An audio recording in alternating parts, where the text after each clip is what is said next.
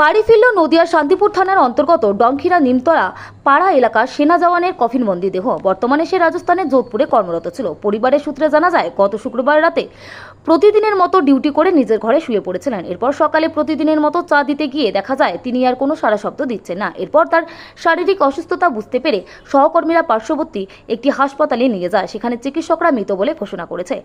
মৃত সেনা জওয়ানের নাম কানাই সরকার। দীর্ঘ 26 বছর ধরে ভারতীয় সেনায় কর্মরত ছিলেন। আজ তার কফিনবন্দি দেহ সহকর্মীরা তার বাড়িতে নিয়ে আসে।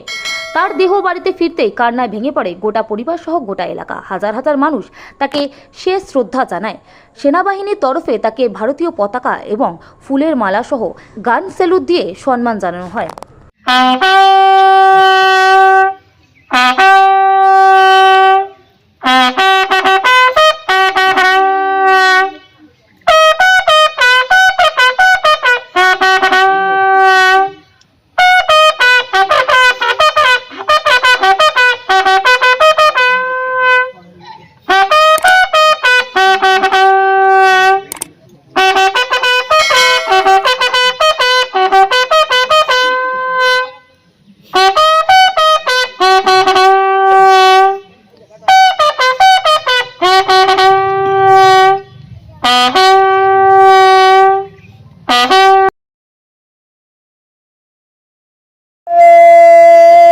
উপরে থাকা